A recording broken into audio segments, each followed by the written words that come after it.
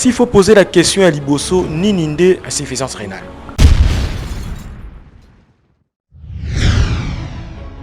Alors, je suis un peu mal à l'aise quand je dois parler il y a insuffisance rénale. Sans colobanon, c'est quoi les reins?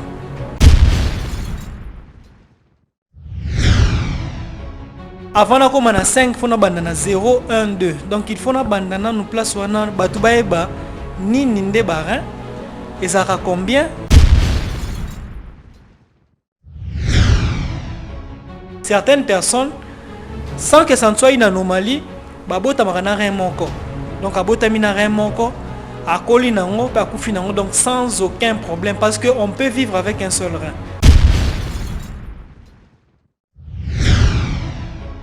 Alors, barin eza organe, eza forme non eza tobi yana forme ya mbuma ya madeso. Donc autobi en français, les reins c'est un organe réniforme. Réniforme donc yana forme ya mbuma ya madeso. Ba dimension non eza longueur ya rein eza environ 12 cm. En longueur, largeur autour il y a 6 cm. Épaisseur 3 cm.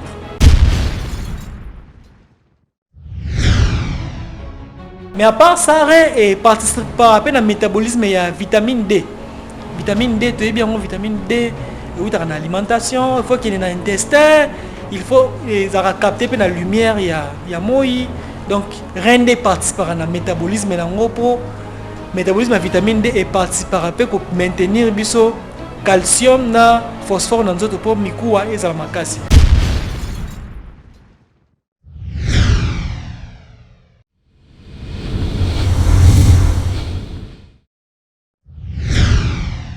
Merci et bienvenue encore une fois à Nabino Bandeko Batali, magazine Nabino Mingi Penza et à télévision Nabino Avis du Peuple TV.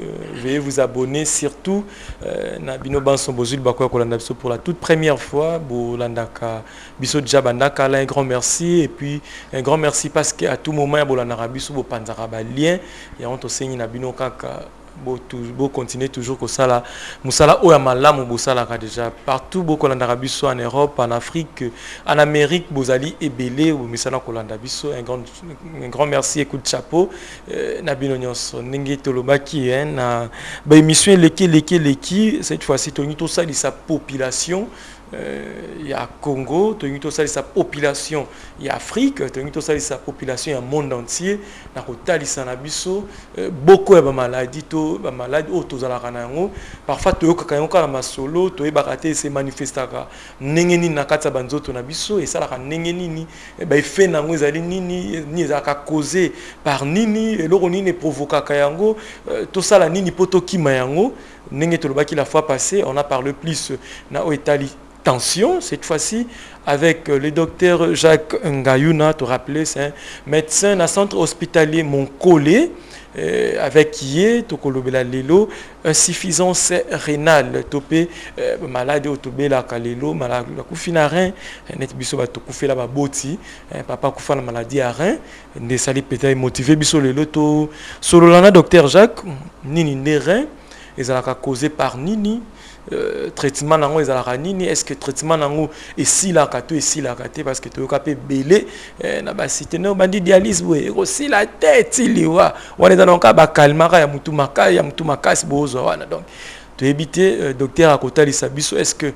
na mupandi na bango ekosila to na mupandi ya ba voisin donc ba sala yango sur type traditionnel bo tokisa mandefu ya masango bo mandefu masango so masango ebota matiti wana za likolo kwa mandefu on ebele ba melisa batu bongo mandefu ya masango ebikisaka rein docteur a confirmé biso soki bango na minganga ya mindele bakokite ne bongo aussi sarango to ndengini parce que le peto monaka na ba télévision belé ba osala ba publicité belé yaka na biki saraboye entre point d'interrogation entre guillemets est-ce que ça rapna guérison est solo ou pas réponse to reçoit et pas docteur Jacques Ngayuna na lobby c'est un médecin dans centre hospitalier Moncolé peut-être docteur après sa biso parcours na moi Moukié bonjour docteur.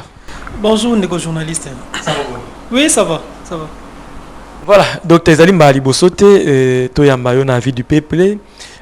tozongi sous les lots sur demande ne kato bakavi du peuple sur demande ya ba téléspectateurs na biso sur demande ya ba internautes ba banso balanda ka biso babi to sepela ki émission ya liboso ya docteur Jacques est-ce que kozonga te cette fois-ci à expliquer biso nini yango insuffisance rénale peut-être na ba epé bazu biso mbala liboso ba yeba docteur Jacques ndenani parcours na ye ezali ndenge nini pour lelo à se retrouver na centre hospitalier Monkole.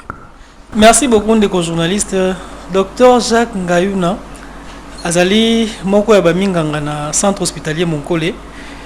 Alors parcours nanga dena lobara toujours eza mukuse donc eza nango ba page belete. Donc na botemi na Kisasa na tangi école primaire nangai na école primaire Saint-Dominique Savio eza école salésienne donc ba père salésien de Don Bosco. Après wana na silisi na bandi secondaire nangai puis na silisi yango na collège Don Bosco eza toujours école salésienne où na sali ba humanité pédagogique et donc na eu diplôme nanga diplôme d'état na 2008 à partir de 2008 tina 2016 na tangi médecine na université à Lubumbashi Kasapa de to benga yango na tangi kuna et puis na silisi na juillet 2016 mais de 2014 à 2015 na sali dernier stage donc un stage de dernière année na centre hospitalier Monkole na Mongafula de wana place na yekoli vraiment médecine nanga et puis à partir à 2017 janvier de na bandi musala na centre hospitalier Monkole et na zawana tilelo docteur Saino pédagogie to le bino marché avec mbedi tout ça moi songi au Saino pédagogie na Kinshasa un bon pédagogue na école renommée le quoi collège Don Bosco ok neno mama otangisa te olingino ka isoso kende isoso nilu ce qui na Lubumbashi ok notang. Merci beaucoup. Alors pédagogie c'est dans le sang. Je n'ai jamais arrêté d'être pédagogue donc nazarana plaisir moroso na otangisa nga mona ebité uta donc j'aime enseigner, j'adore enseigner. Donc eza na ona makila pe au moins na famille maman pasa mulakisi ba oncle belé baza balakisi donc natika jamais c'est na linga rapidement ko enseigner donc eza dans le sang. Mais net lobby la pédagogie c'est d'abord une vocation. Donc na rotika jamais ko tangisa donc atana tangisi na niveau primaire to secondaire te mais na niveau pas likolo na ko tangisa donc pédagogie na rotika te donc j'ai pas arrêté d'être pédagogue donc ti lelo na lingaka kaka ko tangisa donc na tika kité mais c'est un peu étonnant parce que la plupart des temps entre guillemets ceux qui font la médecine baza basali maths physique basali biochimie hein basali un peu ba option wana. Mais n'a quand même courage de la médecine à Lubumbashi. C'était pas facile au début, c'est vrai. Les premières années, surtout, cours de physique, cours de mathématiques, c'était pas facile, mais bon, avec un peu de volonté, on arrive à réussir. Donc, ce qu'il faut, c'est simplement être un étudiant appliqué et aimer ce qu'on fait. Donc, dans la faculté de médecine, on aime comme le blaqué. Je pars pas pour faire la médecine, mais je pars pour devenir médecin. Et voilà, avec beaucoup d'efforts et de sacrifices, on est arrivé à être médecin. Qu'est-ce qui a motivé docteur Jacques de faire la médecine? Vous avez suivi qui? Motivation à faire tout motivation médecine. Ça vient de loin. Je vais d'abord dire que c'est compliqué. Ça a été compliqué pour moi pour d'abord médecine. Voilà. Quand j'étais tout petit, les faire au hôpital, tout ça, mais à un moment, quand on a commis la 6e des humanités, donc pas 6e, mais 5e des humanités, 6e, je ne savais plus exactement ce que je devais faire à l'université. Comment on a embarras des choix. Est-ce que n'a que médecine? Est-ce que n'a que des droits? Ça c'est droit, il y a qui vraiment, la géologie, moko, bon, économie. Beaucoup de gens me disaient, c'est la relation internationale, sciences politiques. Mais c'était très compliqué. Je me rappelle, dans le diplôme, résultat le 31 juillet 2008. Et quand on a eu le résultat, le 1er août, c'était un jour férié. Et puis, dans la médecine, je ne savais pas ce qu'il fallait faire. Et jusque les 15, je n'avais pas été dans ça. Donc, mais il faut que je me décide, enfin. Il faut que je me décide. Non, mais est-ce que la médecine va réussir? Est-ce que... Mais bon, c'était un choix que j'aimais depuis quand j'étais tout petit. absolument il faut ça en médecine. Et puis je me suis lancé. C'est vrai qu'il y a des banques qui m'ont dit chimie mais après il y a certains qui m'ont encouragé, certaines personnes qui m'ont encouragé, vas-y, ça va aller, tu vas te débrouiller. Bon, to bundi to meki et simbi et puis on est là. Et simbi on est là. Mais donc tu as ce côté na moi c'est bino batanga mo bino mo bangala bino mo tonga. Là c'est entre nous hein. Bon, ce qui est vrai. Tonga eza agresseur, c'est normal que to bangango mais entre nous batu baebi o basonyanga pe ngape na belaka na zamu na belaka mais o basonyanga baebi que non je suis un patient très discipliné so na na cabinet na prélèvement en tout cas prélèvement na lela pour na tonga te wana je peux vous assurer de la tonga te. Voilà, merci beaucoup, docteur Jacques Ngayuna, Bandeko Balande Tolobi, médecin dans le centre hospitalier Monkole. Nous faisons la parenthèse, on a encore un président, il y a d'anciens élèves, il y a le collège Don Bosco, on a DB. Oui. Voilà, c'est moi secret entre nous. Docteur. Oui, non, ça c'est pas un secret, ça c'est une fierté. Donc, je le dis toujours, ce que je suis, sont les Salésiens. Donc, les Salésiens de Don Bosco, on est façonné là. Na kokotanga monte baleke biletala na boya et comme père autant que ngate donc baza ebelé donc ce que j'ai comme formation intégrale de Tolobana Don Bosco avec non on forme l'homme tout l'homme et donc former là selon le modèle de Don Bosco Tobara former des bons chrétiens d'honnêtes citoyens. Tout ce que j'ai appris dans ma formation en grande partie sont les Salésiens. Donc de l'école primaire jusqu'à l'université, j'ai cheminé avec les Salésiens. Je suis toujours avec les Salésiens. C'est une grande fierté pour moi d'être un ancien élève de Don Bosco. Comme beaucoup d'ailleurs sont fiers d'être passés par les mains des Salésiens. Donc ça, c'est un grand plaisir pour nous. Donc Don Bosco, les Salésiens, c'est des top quoi. Il suffit que vous soyez jeune pour que je vous aime beaucoup. Maloba Don Bosco, plus particulièrement celui qu'on appelle le révérend Père Manolo, les provinciales, il y a ACC, et puis son adjoint, le Père Alfred Inche Kimanjanja. Beaucoup de salutations à vous. Docteur Toye, Tolobine Bandeli, aujourd'hui on va plus parler de l'insuffisance rénale parce que la fois passée, une émission Eleki, vous avez plus parlé, on a parlé des tensions, mais la tension, en gros, on a expliqué, il y a eu toujours des histoires, il y a insuffisance rénale, les okota nakati, l'obelaki en moins mingi, voilà pourquoi Talaki, ils ont vite compris que non, pourquoi pas les docteurs a flashé bisoka ne bandeko flashé makambia baré yango a l'obela biso vraiment lelo nabula nyonso insuffisance rénale. S'il faut poser la question à Liboso ni ninde insuffisance rénale. Merci beaucoup Ndeko. C'est vrai qu'il y a flashaki, c'est vrai, il y a flashaki parce que jour on a un sujet avec hypertension artérielle, il y a flashaki effectivement parce que je ne peux pas parler il y a hypertension artérielle sans parler des reins, impossible. Donc c'est vraiment impossible qu'il y ait un ça là bon. Donc na flashaki c'est vrai, mais les autres insuffisance rénale n'est public na sengaki. Alors je suis un peu mal à l'aise quand je dois parler il y a insuffisance rénale sans colobanon, c'est quoi les reins?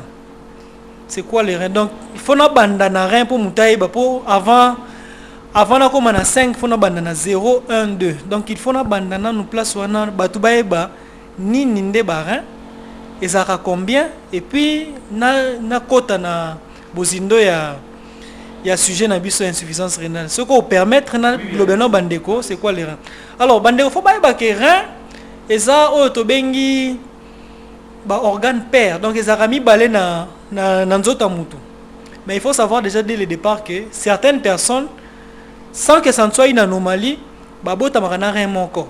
Donc abota mina rein moko, akoli nango, pa kufi nango, donc sans aucun problème, parce que on peut vivre avec un seul rein, sans aucun souci. Donc batmusu abota marana déjà nango. Mais en dehors il y a des cas exceptionnels wana ezali, mais bamsusu abota marana rein. Donc logiquement mutaza na barin mi balé. Alors, barin eza organe, eza forme non eza tobi, yana forme ya mbuma ya madeso. Donc autre en français, les reins c'est un organe réniforme. Réniforme donc yana forme ya mbuma ya madeso. Ba dimension non eza longueur ya rein eza environ 12 cm. En longueur nango, largeur nango eza autour il y a 6 cm. Épaisseur nango eza 3 cm. Donc 12 cm de longueur, 6 cm de largeur et 3 cm d'épaisseur. Un rein normal pèse entre 120 et 150 grammes. Le monde qui a un pèse donc, nenabi eza rein eza organe moko eza na forme ya mbuma ya madesu, donc réniforme pe ezalaka mibale. Eza organe tobengi organe rétropéritonéal, c'est-à-dire péritone eza enveloppe ebombaka ba organe nyonso ya libumu, foie, ba intestin, donc ebombama na kati ya péritone, eza mo enveloppe mo ebomba yango na kati po ezo ba choc mususu te, voilà. Péritone eza pe na ba fonction na mususu. Donc rein eza na ciment, donc rétropéritonéal et pembeni ya colonne vertébrale na ciment, na pembeni na mukon. Donc on a simbi awa, rein eza pratiquement awa na ciment. Donc ils ont de deux côtés. Alors rein eza ça fait partie il y a appareil urinaire. Appareil urinaire, donc eza parmi organes ils ont composé appareil urinaire na biso, donc eza rein. Il y a des tuyaux où ils sont connectés à les urétères. À part les urétères, tu as vessie et puis urètre et puis sortie. Donc, ça fait partie de l'appareil urinaire. Alors, rôle, il y a rein et zanini. Les reins, en un mot, c'est rôle dans filtre. Donc, et filtrer ma kila et bien ici, déchets sous forme urine. C'est ça le rôle du rein. Donc rein rôle nango eza ke non deti moi tami quoi. Babe ngo kiungulu et yungoli makila déchets o ezoti kala na bimission sous forme ya urine. C'est ça le rôle du rein en gros. Mais les reins ceux qui tobi na médecine to développer un peu mukie na médecine balobi eza les reins a trois grandes fonctions. Fonction liboso ya rein eza o na lobi ya filtre. Donc filtre wana rôle nango tango filtrer et bimisi ba déchets, donc élimination des déchets. Donc déchets ne cause à oya biloko to lié, déchets ne cause à ba kisitomélie parce que beaucoup de médicaments ils éliminent par voie barin. Il y a biloko belé to lié ka biloko belé to melaka, donc toutes les substances ba métabolites et bimaka à partir barin. Donc rôle nango za ko détoxifier, donc ko bimisa ba déchets. Deuxième rôle nango za ko assurer équilibre auto benga l'homéostasie du milieu intérieur. Donc équilibre ya nzoto mutu ko na kati. Donc to nzoto mutu que to ba ion to benga ion ba sodium, potassium, calcium, il faut équilibrer ça un certain équilibre. Ce qui moko za ko mata makasi et ko déséquilibrer nzoto mobima. Par exemple, ce qui potassium za ko mata makasi et ko mema petit na liwa. Donc faut ça un certain équilibre. Donc organe assure équilibre ya ion wana nyonso na mai na nzoto ko régler mai ko réguler quantité ya mai, est-ce mai eza ko kokeza ko kita eza rein. Auto bengango équilibre hydroélectrolytique. Mais à part ça, ils appellent équilibre ya ba acide na ba base. Hein, na ba acide na na chimie, na ba acide nzoto mtona ba acide tona ba base. Donc faut un équilibre. Donc ça assure l'équilibre hydroélectrolytique et l'équilibre acido-basique. Donc pH à normal, faut ça normal autour il y a valeur interne. Troisième grande fonction à rein est ça qu'on produit des hormones.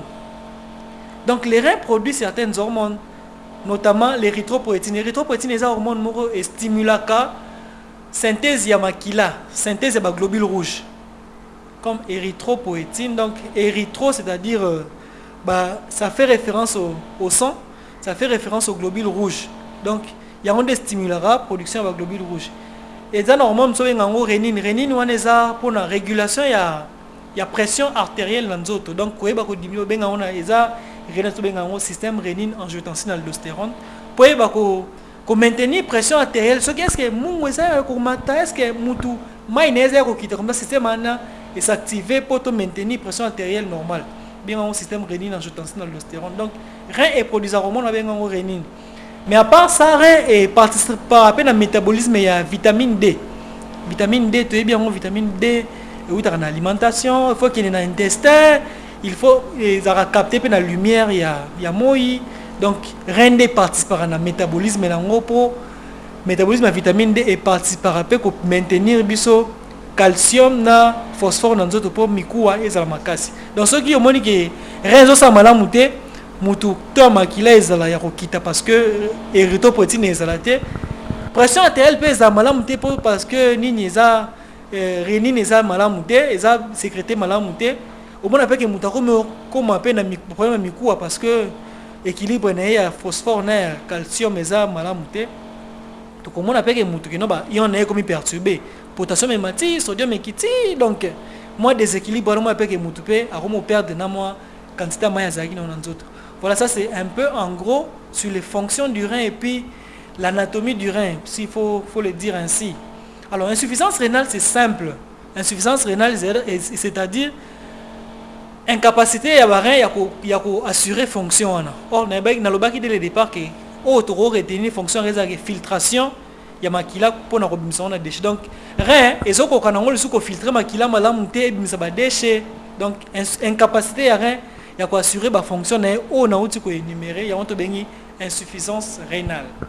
Voilà, merci beaucoup, docteur. Tout le monde est un bon pédagogue au Tangissi, au Tangissi Bisso, et puis tout allez quoi avancer. Et ça a provoqué, nous expliquer mais si nini, au mouton comprendre que avant peut-être qu'il n'est pas médecin, a confirmé que non, c'est lui-là qui souffrir d'insuffisance rénale. Alors, merci beaucoup. Pour des raisons pédagogiques, effectivement, il faut différencier insuffisance rénale aiguë et insuffisance rénale chronique. Parce que ces deux entités, c'est vrai qu'il y a des connexions, mais il y a un boulevard, chacun a les deux chemins. Donc il faut différencier ça déjà dès le départ. Insuffisance rénale aiguë et ça, incapacité à rein, il y a produit, il y a assurer la fonction, mais ça, incapacité à ça, définitive, c'est éternel, c'est ça réversible. Donc, c'est ça réversible. Donc, vous sentez que rien, et ça qu'on a sauté. Donc, il y a des gens qui ont des basket, des basket, des amour à lembi, à pemi, mais en zonga. Ceux qui ont amour à sentir force en zonga. Mais on a une insuffisance rénale aiguë. Mais il y a des gens qui ont ce qu'on bimi au koufi au long. Donc, on a une insuffisance rénale chronique. Donc, insuffisance rénale chronique, c'est ça qui est incapacité est irréversible. Donc ça va bien aux insuffisance rénale chronique et si on est bon pour mais insuffisance rénale aiguë au belango au biki. C'est ça la différence. Donc insuffisance rénale aiguë ça incapacité donc difficulté mo que rien à coûter non brusquement choc mo à quitter à assurer mais ceux qui bo soigner à récupérer. Mais insuffisance rénale chronique ce qui bandi ils ont phase dans ti et sont même na suka. Choc en oui cause net choc ani. Voilà, j'entre directement dans la cause d'insuffisance rénale aiguë. Insuffisance rénale aiguë, il y en a des trois types. Il y en a qui rein les organes mauvais père. Il faut savoir que ce sont les deux reins qui sont concernés au même moment. Ça va bien insuffisance rénale. Ce sont les deux reins qui sont concernés. Alors, il y a trois types d'insuffisance rénale aiguë. Il y a insuffisance rénale aiguë pré-rénale, on va expliquer en gros. Insuffisance rénale aiguë ou rénale, donc insuffisance rénale pré-rénale, insuffisance rénale rénale ou parenchymateuse et insuffisance rénale post-rénale. Insuffisance rénale pré-rénale les animes. C'est-à-dire que pré, c'est-à-dire avant. C'est-à-dire que rein, et ça cause non ça avant rein. Donc avant comme on a rein des causes dans les licolo. C'est-à-dire plutôt par exemple la cause neti nasali otobengi pulu par exemple. Pulu mutasali pulu azo sans belé. À perdre maille belé rein et zo sous makila et zo comme mingte na rein d'autres bengi mutaza déshydraté. Il est déshydraté cause à la déshydratation et ça est sévère cause d'insuffisance rénale aiguë pré-rénale. Donc cause c'est ça dans orienté, cause c'est ça dans libanda. Donc il y a eu une musique mais impact dans ça na rein. Et cause à la mutu que non, ça l'hémorragie, ça l'accident. Vous savez, l'hémorragie, au père de maquillé, belé. Et belé. Rien, tellement que ceux qui opèrent de maquillé, belé, n'a qu'un organisme, et puis ce maquillé, place c'est prioritaire. Attends, la place c'est prioritaire, c'est le cerveau. Si nous maquillé dans le cerveau, si maquillé dans le thème, attends, on a rien, rien, donc, raison de ce maquillé, mingité, hypovolémie. Dû, il y a hémorragie, et ça cause, il y a insuffisance rénale, pré-rénale. La cause parenchymateuse, c'est la plupart des temps cause ça au niveau ya rein. Par exemple, na meli kisi moko boye, kisi wana et attaque rein, dès que j'entends ici, et attaque rein, et attaque rein. Soit moi kisi moi beaucoup comme moi attaque rein, so rein ils ont souffert, ça la plupart des temps nécrose tubulaire aiguë. Donc dans quatre reins il y a beaucoup de soucis, il y a des tubules, il y a des glomérules et comme il faut souffrir cause ça au niveau à rein. Donc qui soit dans la mélie, soit infection, soit malaria peut c'est insuffisance rénale, malaria, soit infection moussoussou, et attaquer directement rein, soit aspirine, soit ibicap, soit et attaquer rein. Alors, et puis si autobéni insuffisance rénale aiguë, et plutôt insuffisance rénale aiguë parenchymatée, donc cause ça au niveau à rein.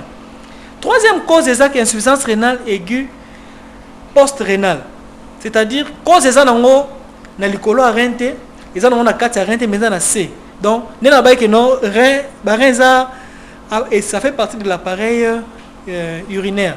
Et ça n'a pas tuyau connecté dans le tuyau connecté dans le urétère. Cause ça après barin, donc au niveau urétère au kitina C.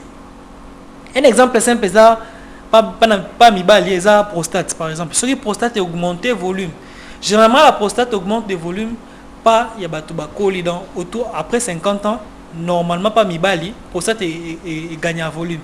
Mais chez certaines personnes elle gagne en volume dans numéro excessif. Donc et comme ça autobengi adénome de la prostate. So prostate est comme une énorme masse moribot na prostate wana. Allez, masse wana ezo comprimé au niveau évacuation ya masuba. Alors monique rien ezo pour assurer ni élimination masuba correctement parce qu'il y a un obstacle. Donc insuffisance rénale post-rénale exact que obstacle les alliés. Alors, ce sont les trois causes j'ai dit insuffisance rénale aiguë, pré-rénale, na cité ou fonctionnelle, na cité notamment hypovolémie, déshydratation, hémorragie, insuffisance rénale aiguë, parenchymateuse ou rénale, na cité par exemple nécrose tubulaire aiguë qui peuvent être dues à malaria, qui se mort na mela beaucoup comme roboyer, qui se mort beaucoup ba senga maman na mais là 4 copes par jour, n'habite dose na il attaquer rein, ba qui il y a mundele pe musi attaquer rein notamment gentamicine, amikacine, et attaquer rein et ko s'appelle nécrose tubulaire aiguë, mais cause post-rénale et ça le plus souvent les obstacles à l'écoulement des urines et puis ça insuffisance rénale post-rénale. Le signe n'est tout le baquet qui non moto à bandi. Merci beaucoup. Les signes, la plupart des temps, ceux qui sont à début, les premiers signes qu'on voit, c'est que quand tu as masoube kiti, soit masoube ebi masouté. On a médecine, on a oligurie ou bien anurie. Anurie, c'est absence totale de masouba. Mouta souba, souba li souté. Mouta souba souté, soit mouta souba kamou qui est. On est à premier signe. Chez certaines personnes, tu auras remarqué que non, aromo sanza. Aura nausée. Akomi kolemba lemba, tu bien on tenir physique, sanzo to kolemba lemba. Otali pe que na poissonné, que dans poissonné au bendi boué, ça déshydraté. Donc, on a une insuffisance rénale aiguë. Et il y a beaucoup d'autres signes, mais en général, c'est ça. Mon équipe, quand tu as souba, soit quand tu as souba comme moukier. Soit azaya kolemba soit azaya kosa azo sanza voilà mais ce que ceux qui m'ont présenté ba signe wana aye na hôpital munga ngatanga ko sala examen ya makila ceux qui ont pensé na insuffisance rénale au senga to bengi la fonction rénale au senga urée na créatinine sont des déchets il y a métabolisme il y a rein donc il y a ba déchets bimana rein ce que mon ngazia ko mata makasi c'est que il y a un problème au niveau des reins. Alors, ce qui est insuffisance rénale aiguë, le problème est réversible. Donc, tu peux soigner cause et puis mutabi qui soit par exemple c'est hémorragie. Donc, tu kangi place ana ezo saigner, artère wana ezo saigner. Ce qui mutana besoin de zong c'est makila, to zong c'est mai, au moins que rien se débloqué. Ceux qui par exemple ont insuffisance rénale, les nécrose tubulaire, parfois ça peut demander que basa la 2-3 séances de dialyse et déclencher mutumbamo pas. Abandé ko suba ta ko mi ko suba à récupérer. Il y a des cas comme ça. Soit tes monsieur essaient à ba perfusion ka mai ozaki des ba perfusion mai ozaki déshydraté ba perfusion mon momto abandé ko suba souté abandé ko suba. Ba monsieur zaki non azaki na choc. Oto benga choc na médecine, ezaki mutu volémie né donc quantité mai na mananzote za sou malamu te tension na ekiti. Ce qui pour remonter niveau né al monique ma nini et puis voilà, docteur, parlons un peu il y a dialyse nous kolobi wana tu dis que non parmi traitement et bo recommandaka biso par rapport ya rein s'il faut dire ainsi naza monganga te mais traitement principal il y a rein ezaka kotina mutna dialyse. Merci beaucoup. Ndena lobby insuffisance rénale comme je l'avais dit il y a deux types, insuffisance rénale aiguë et insuffisance rénale chronique. J'ai pas encore parlé d'insuffisance rénale chronique. Mais insuffisance rénale aiguë, le traitement n'est pas nécessairement la dialyse. Comme on appelle ça à cause de nous. Par exemple, les personnes déshydraté. Nako azo subate mais nako que ça la dialyse pour nako trouver solution té. Solution est ça que non azong c'est mai comme ça banda suba. Wana c'est un des traitements donc hydratation mutazongeli fonctionne ya azongeli quantité na mai ezongi normal. Ça t'as une hémorragie na suturé place à banda ko saigner mutazongi na normal. Mais j'ai dit ceci. Certaines causes d'insuffisance rénale et c'est un cas, il faut qu'on perfuser qu'on ça la dialyse. Dialyse on a pour l'insuffisance rénale et c'est déclencher un traitement de suppléance et suppléer la fonction à rein et puis tant ou motiver rein à reprendre vraiment qu'on fonctionne au tiki dialyse. Donc il y a dialyse moto ça 2-3 séances il y a dialyse mutumba moro à récupérer la fonction rein au 4 moments dialyse. Ouais, c'est une insuffisance rénale aiguë. Bon insuffisance rénale. Alors, insuffisance rénale chronique est nini. Insuffisance rénale chronique est ça que fonction ya rein azoko assuré fonction a été depuis plus de 3 mois. Depuis plus de 3 mois donc ba rein déjà capacité na sous ya assurer ba fonction na tanga ki libosana azoko kalisuté donc rein comme essoufflé. Alors comme essoufflé, yé pona yé, il faut un autre traitement. Donc écosimba na ngol souté que yé moko rein asala musala ndenge. Et c'est alors insuffisance rénale chronique et ça la cause non cause non liboso hypertension artérielle to bengi néphropathie hypertensive donc tension et même on a maladie à rein et bébé si rein hypertension artérielle deuxième cause non diabète sucre maladie à sucre et même na complication dans ça insuffisance rénale chronique cause mususu et ça que non les maladies auto-immunes, donc maladies moro et atteindre le système de défense et organisme. Et PCOP, insuffisance rénale. Des maladies auto-immunes la plupart du temps. Les maladies, c'est ça que des maladies polykystose rénale. Donc, qui se belé au niveau à barin et entraîner pena insuffisance rénale chronique. Mais il y a aussi d'autres causes d'insuffisance rénale chronique de éviter. Donc, insuffisance rénale chronique est ça, mais cause n'a pas luka, to bundi, cause inconnue, to monité. Donc, la cause n'a pas. Alors, pour l'insuffisance rénale chronique, wana, et l'oral liboso, non, rein, rôle n'est pas filtré. Donc, l'organisme est filtré. Donc, autobin to calculer, débit de filtration glomérulaire. Donc, capacité à rein à filtrer makila pour nos déchets sous forme urine, to calculer en ce qui est inférieur à 60 ml par minute par 1,73 mètres carrés. Donc, au sens que le débit de filtration glomérulaire est quitté en dessous à 60 ml et que rein est une anomalie au niveau il y a anatomie donc forme ya rein soit anomalie fonctionnelle il y a rein donc soit protéine ko bima masuba normalement protéine bima formaté na masuba so mo bima masuba soit anomalie ya élément monsieur ça na masuba alors to bi que insuffisance rénale est chronique alors ça na stade non toi docteur le bi ko ça insuffisance rénale chronique il faut appeler ça docteur oui c'est docteur stade nini na za na stade 1 na stade 2 na 5 stades ce qui par exemple comme il y a docteur est non insuffisance rénale stade 1 évolution naturelle c'est vers le stade 2 évolution stade 2 c'est vers le stade 3 et vers le stade 4 5. Alors, traitement, on va appeler ça, rôle de stopper progression vers les stades suivants. Donc, il y a un traitement topé ça. Donc, pour ralentir progression vers les stades suivants. Mais si on commence à stade 2, tu ne vas pas reculer pour nous recommencer à stade 1. Si on est à stade 3, on va à stade 2. Donc, tant OK, tu pars. Et alors, pour l'insuffisance rénale chronique, traitement de suppléance. Ceux qui ont un traitement, il y a malonga traitement de suppléance, il y a dialyse chronique. Dialyse chronique, c'est-à-dire, ce docteur est pour mon diabète, hypertension, et bébé si barren. Donc, traitement, pour la barren, il faut ça dialyse 2 fois par semaine, il faut ça dialyse 3 fois par semaine. En France, il y a autour de plus de 700 dialysés. ça la dialyse. Mais traitement, il y a traitement définitif non pour résoudre le problème non ça qu'on greffer rein. Donc rein on a eza malam mutiana to remplacer rein parce qu'on peut vivre avec un rein, to remplacer to peut sur rein moko et malam pour rein moko et malam ko assurer fonction ba rein nyonso mibale. Donc to remplacer to bengo greffe rénale. Greffe rénale namboka na biso non ba autoriser ba greffe ya ba organe donc on ne le fait pas ici. Ailleurs dans beaucoup monsieur ya bapaya ba sala ba greffe rénale donc biso non to komi o sala ba greffe rénale te ya omona ke mingi mutalo abelaki malade ba rein batindaki na Inde batindaki na Afrique du Sud batindaki na Maroc batindaki na Belgique pour ba greffer parce que biso to sala ba greffe arrêté donc en attendant to beno kenika dialyse to beno kenika dialyse to beno kenika dialyse voilà un peu. Qu'est-ce qui fait que nous va autoriser que ça la greffe des reins?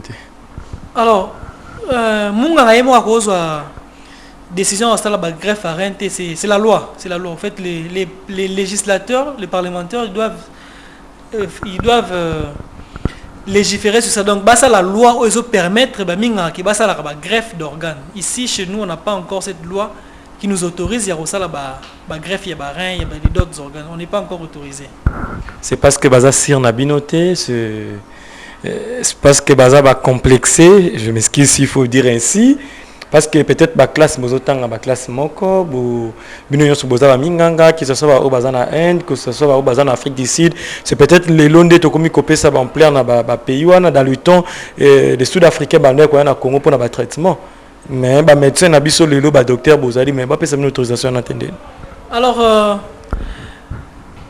pourquoi pas autoriser ninte c'est mieux que poser bonne question mais c'est que je sais que les compétences dans les pays et même d'autres Congolais, Libanda, il y en a. Donc ce ne sont pas les compétences qui manquent. Peut-être équipement, oui, mais les équipements, ce n'est pas non plus très compliqué. Pas non plus très compliqué parce que tout le monde a une structure ébellée à Nakin, et ailleurs, c'est doté déjà, c'est modernisé.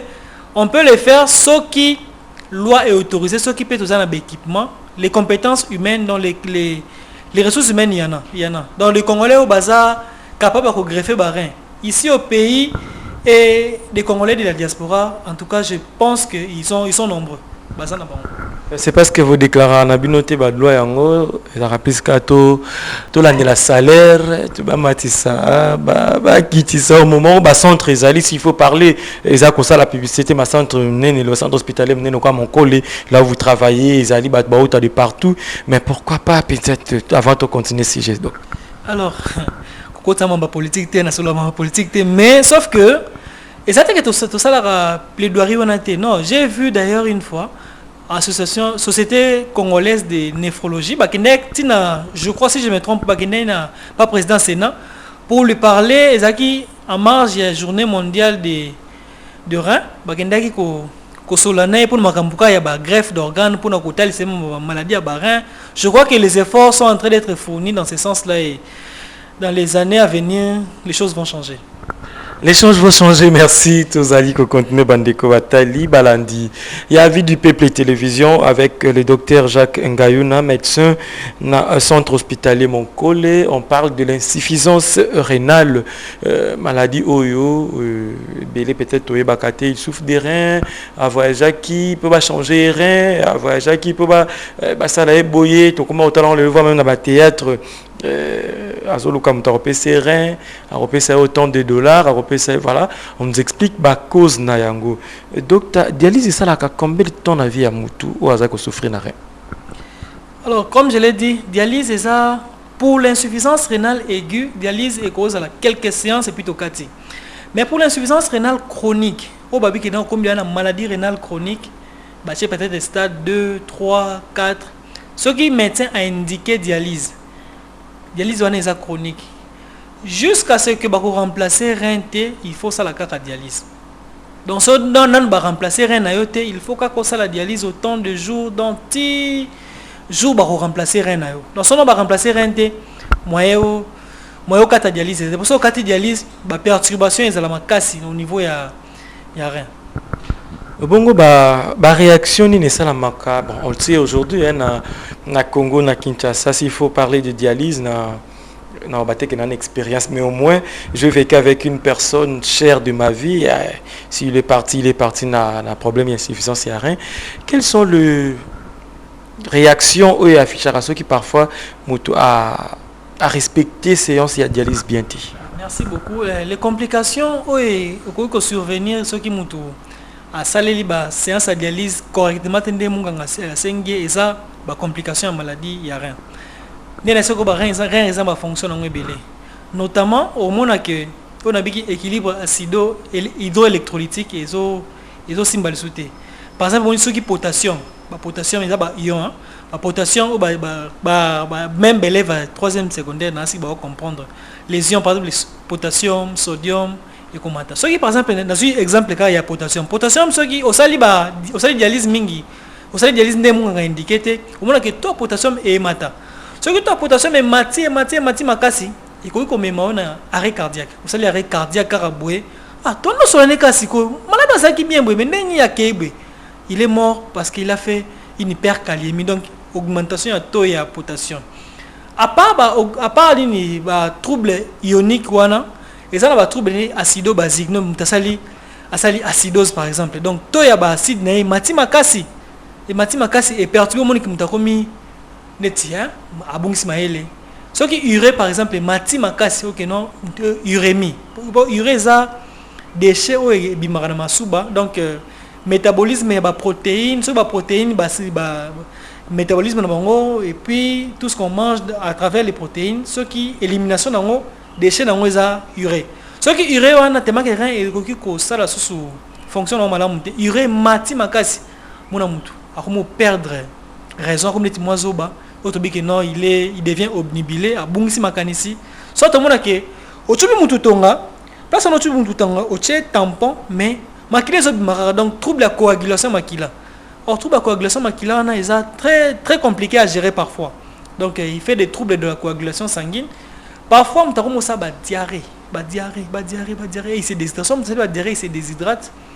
C'est un cercle vicieux. Voilà.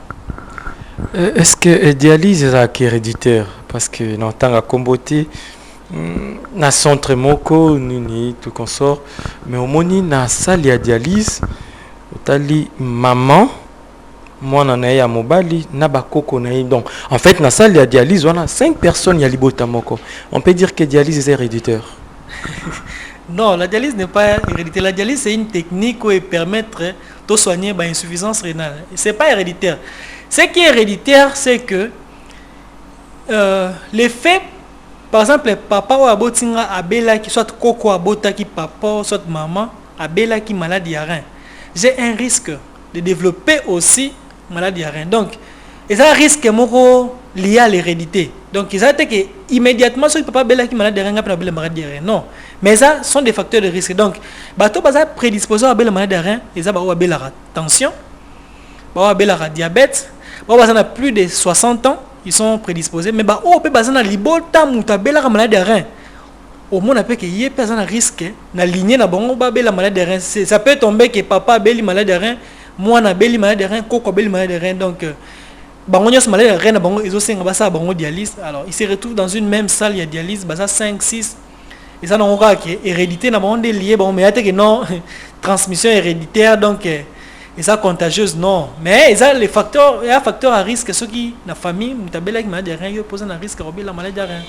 Voilà ceux qui na famille mutabela qui peut la maladie rien bien tous ali kokoba docteur na question mosusu dialyse ou insuffisance rénale chronique et si la capé. Bon insuffisance rénale aiguë c'est réversible comme je l'ai dit donc et ça réversible re-soigner mutabiki mutazongi pe normal. Il y a beaucoup de patients soignants, ils sont même devenus nos amis, donc te soigner, il n'y a rien. À celle peut dialyse, à Biki, à Zongé, non, ça la peut sous dialyse. Mais tant qu'on a comme une maladie rénale chronique, qui va indiquer dialyse, parce que on ne sait pas encore faire la greffe, traitement de dialyse anésa chronique. Donc, si au bando ça la dialyse chronique, pour ce que qui au à zéro. Docteur Tokomi Okende Nasuka, Mokolo Malelo. Bah total la TV biso nyonso total la télévision na biso local tout comme ça bande kona bino baninga na bino batpe batangi botanga ka bino classe ndenge moko to La médecine est universelle. La médecine est universelle. Bino nyoso. O comprend question que posé. Bino nyoso. Bino nyoso. Botan la classe moko. Docteur. Mutu atangi médecine na Lubumbashi, ou atangi médecine na Université Simon Kimbangu, ou atangi médecine na Unikin, ou atangi médecine na UK na Kisantu, on a appris la même médecine. Donc, ou atangi médecine na faculté de médecine ya Cheikh Anta Diop na Sénégal, ou atangi on a Dakar, plutôt na Abidjan, atangi on a Los Angeles, on a appris la même médecine. Quoi qu'il y a certaines petites différences selon les régions, mais on a appris la même médecine. Et on peut prêter serment moral, serment d'Hippocrate. Docteur, on a qui ma question. Docteur, na bandeli question. Na bandego na bino wana o bazo traité na mnia bukoko wana. Boza obenga mo ba collègue na oti. Ah, OK. Ah, tu parles des tradis praticiens. Vous songi. Bon, ce qui est vrai, je ne connais pas. En fait, moi, c'est la médecine à Lubumbashi. Je sais que l'ordre des médecins, ils ont régi tous ceux qui ont un diplôme de docteur en médecine. OK? Et ça, à tout temps qui médecine à Los Angeles, ceux qui ont pratiqué médecine au Congo, ils ont enregistré dans l'ordre des médecins. Et donc, on a corporation, on a chirurgien, on a généraliste, on a plutôt ophtalmologue, biso tout wana corporation bengi ordre des médecins, biso tout wana. Alors, bandeko bengi ba tradi praticien, c'est vrai que na ministère de la santé, il y a une direction, il y a médecine traditionnelle. Alors, c'est à eux de poser, faut poser une question, est-ce que à ça qui médecine to, je ne sais pas. Il y a certains qui font la médecine na habité. Il y a certains on a yebi na yokarakino ayekoli kaka na ba plante soit taki na koko na yebi ko sala ba nzete ala kisie pe a soigner et ça soigne médecine nana eza reconnu même na OMS médecine traditionnelle ezali même il y a même une direction na ministère de la santé direction il y a médecine traditionnelle et soignera et c'est reconnu, c'est une médecine reconnue. Mais est-ce qu'il faut, est-ce que Moutouana, ça qui médecine, je ne sais pas, est-ce que les médecins traditionnels ou les praticiens, est-ce qu'ils ont fait la médecine comme moi, au cas par cas, parce que je ne peux pas englober tout le monde. Mais est-ce qu'il faut voir au cas par cas, ok,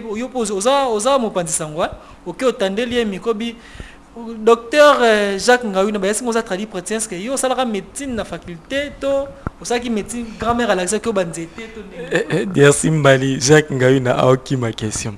Question est simple, répondre biso par oui ou non. Bande quoi na pe ba traité wana, vous avez collègue. Qu'est-ce que tu entends par collègue? Collègue ça auto ça ne musala moko. C'est beau ça musala moko. Au changa en difficulté. Non, au fait, les collègues, moi je parle comme médecin, je parle des confrères médecins. Donc, des confrères médecins, tout ça, on a le but confrères, et là, ils ont réuni, tout ça, répertorié, ils sont dans l'ordre des médecins. Donc, tous ceux qui sont répertoriés dans l'ordre des médecins sont mes confrères médecins. Il est confrère médecin, il y a parmi eux mes maîtres, parmi eux mes aînés, parmi eux mes élèves que j'ai formés. Donc, tous sont mes confrères médecins. Mais ceux qui hasard dans l'ordre des médecins, soigner, c'est quelqu'un qui soigne. C'est quelqu'un, il faut reconnaître leur prouesse et que la plupart des kiss na biso na médecine et na banzete ou na plante. Bon, collègues, je sais pas, mais je préfère parler des confrères médecins. Merci beaucoup, docteur Jacques. Tu comprends que non. Docteur, autre terrain, tout ce qui sawana, tout ce qui s'appelle wana. Autre terrain na ba kota liso talisi biso nyonso wana na mutu o lelo na TV nga la tali yango lelo na télévision à autre terrain au tima kolona bassin rein bimi mala obiki na malade ya rein y pas collect bon aux autres en difficulté. Au fait, moi, en tant que médecine dans la faculté de médecine, je sais comment il faut procéder pour soigner les reins. Alors, c'est à eux de poser la question. Posez-moi une question, est-ce que si vous avez soigné les reins, autant l'efficacité par traitement, autant par rapport aux malades, ils ont soigné, est-ce que vous soigné malade, moi, est-ce que le résultat est bon? C'est à vous d'évaluer. Moi, je ne sais pas évaluer le travail, on a monité, donc, je ne sais pas. Bon, je ne sais pas. Merci beaucoup, Mali. On a continué, hein? On a continué. Merci, Nabino Masobolandi Bisso. Merci, na docteur Jacques Ngayuna.